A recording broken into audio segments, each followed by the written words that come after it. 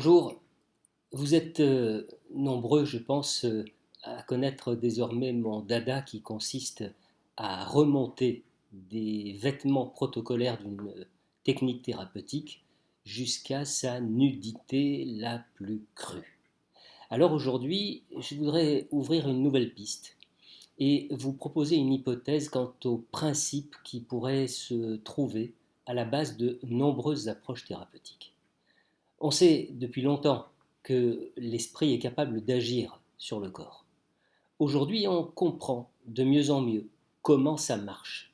On sait de quelle façon, par quel moteur, par quel principe l'esprit peut agir sur le corps.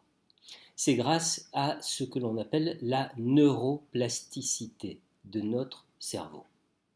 Il faut en effet vous convaincre que votre cerveau n'est pas un bloc de matière qui dépérit au fur et à mesure que vous avancez en âge. Le cerveau vit, il évolue, il se transforme, il perd et il crée, il s'enrichit de chaque expérience de vie à chaque instant de vos jours et de vos nuits. Chaque nouvelle expérience, même la plus anodine, modifie la chimie de notre cerveau. Mon hypothèse, c'est que en s'appuyant la plupart du temps, sans le savoir, sur la neuroplasticité du cerveau, nombre de praticiens obtiennent un résultat parce que ce qui a été utilisé par eux au cours de la thérapie a été capable de stimuler le phénomène de neuroplasticité et donc de modifier le métabolisme du cerveau. Alors, vous vous en rendez compte, nous sommes très loin du fait que tel protocole pourrait soi-disant agir sur un patient parce qu'il s'agit de ce protocole-là.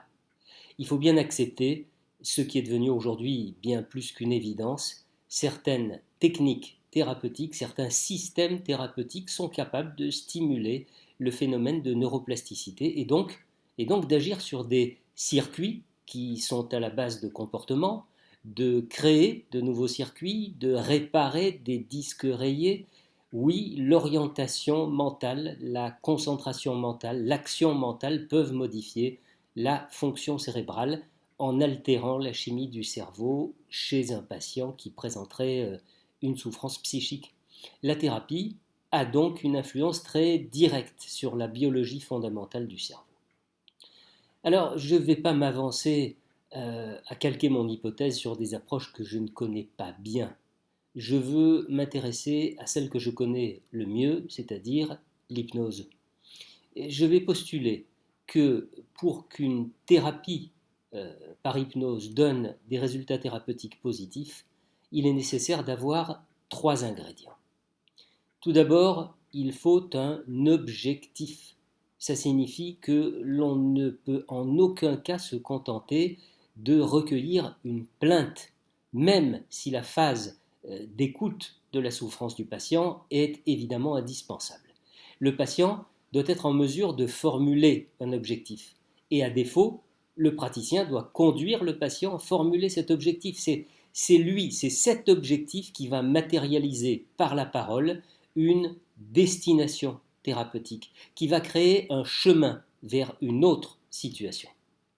Cet objectif, le thérapeute doit ensuite le faire enrichir sensoriellement par le patient.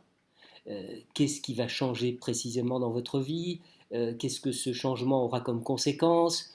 Qu'est-ce que vous ressentirez? Est-ce que ça aura aussi une incidence sur votre corps, sur votre attitude, sur d'autres comportements? Bref, cet enrichissement va conduire le patient, grâce au travail de ses sens, à envisager mentalement une autre image possible et désirable de la situation, une autre image de lui, des autres, de la vie.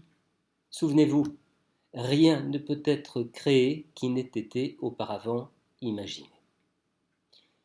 Après l'objectif, il faut un contrat, c'est-à-dire un certain nombre de clauses que le patient doit accepter, avec lesquelles il doit être en phase. Et mes élèves en hypnose clinique comprendront parfaitement de quoi je veux parler.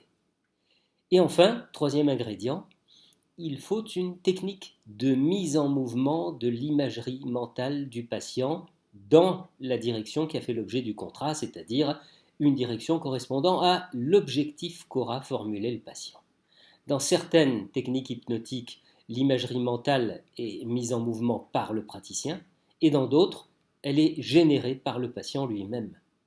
Donner à vivre sensoriellement une expérience nouvelle, c'est proposer une alternative. Et c'est le vécu de cette nouvelle expérience qui va pouvoir modifier la trame sensorielle du vécu précédent, celui-là même qui a fait consulter le patient en souffrance. Je ne suis donc pas du tout d'accord avec le fait qu'il faudrait obligatoirement un effort d'attention volontaire pour que la chimie cérébrale soit modifiée dans le sens d'une homéostasie satisfaisante. Un enfant auquel on raconte une histoire ne fait pas un effort d'attention, il ne met en œuvre aucune volonté, au contraire, il laisse son imaginaire prendre les rênes de son imagerie mentale. Comme le disait Émile Coué, entre la volonté et l'imagination, c'est toujours l'imagination qui gagne. En conclusion, j'avance donc le fait que certaines techniques hypnotiques sont parfaitement capables de stimuler la neuroplasticité cérébrale dans l'objectif de modifier le métabolisme et de créer les conditions biologiques d'un changement, d'une amélioration, d'un mieux-être, et j'irai même au-delà. Je dirais que c'est peut-être cette influence sur la neuroplasticité et elle seule qui pourrait expliquer l'efficacité de l'hypnose et au-delà l'efficacité de très nombreuses autres approches thérapeutiques. En tout cas, un grand merci à Alain Afflelou qui a compris depuis très longtemps qu'il existe toujours au moins deux paires de lunettes pour regarder la vie, soi-même, les autres.